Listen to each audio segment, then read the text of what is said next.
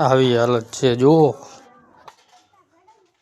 આ જુઓ તમે ખાલી ટીંબા પડ્યા મીઠાના. તો સ્વાગત છે આપણું નવા વ્લોગમાં.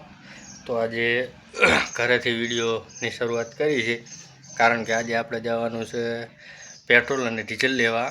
અને વચ્ચે આવે છે મીઠાના ઢગલા, જે અમે જે પકવા અને પછી જે સ્ટોર કરે કે કેવાડો મોટા ઢગલા છે, કેટલું મીઠું પાકે એ તમને આજ દેખાડવાના છે. પ્લસ તમને કે મારા રોડની હાલત શું છે, ત્યાં રોડની સાઈડની હોટલની અને કાંટાની એ બધી તમને હાલત કેવી છે, અને એ તમને દેખાડો કે બાઇક કેવી રીતે ચલાવે અને ગાડીઓ કેવી રીતે હાલે, એ તમને બધું દેખાડવાના છું. તો બન્યા રહેજો વ્લોગમાં. આગળ આપણે વાત કરશું, તમને દેખાડીએ કે કેવો રસ્તો અને કેવું મીઠું, કેવડા મોટા ઢગલા છે.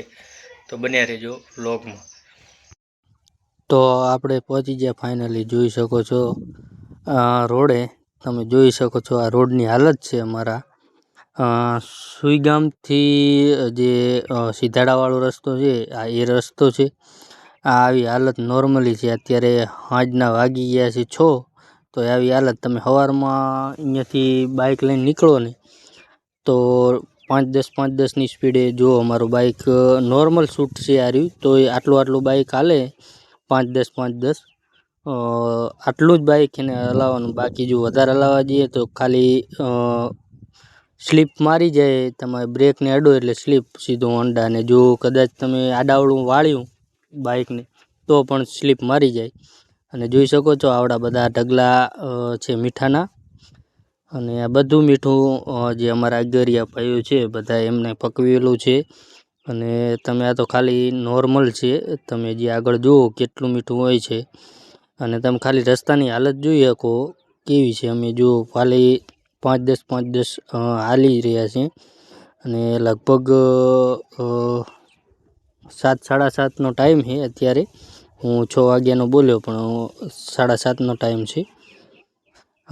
આગળ આ જે તમે જોઈ શકો છો, ખાલી બાઇકની સામેથી આવતા સાધન હોય ને એ પણ આપણને બચીને અડવાનું. કારણ કે જો સાધન નજીક આવી જાય ને જો તમે ખાલી હોન્ડાનું સ્લીપ મારી જાય ને તો તમે વાહન નીચે આવી શકો.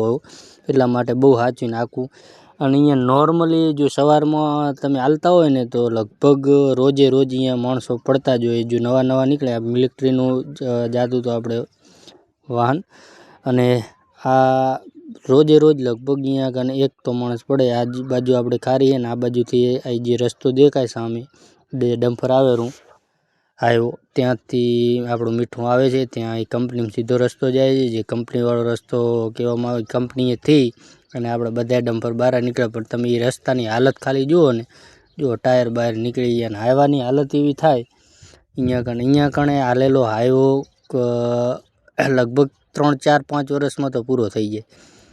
અને 5 વર્ષમાં ખર્ચો એટલો હોય ને કે અહીંયા કને કાંઈ વધારે કાઢવાનું છે નહીં. તમે ખાલી આવા રસ્તામાં તમે જો વિચાર કરો, આ બધું ખાર છે.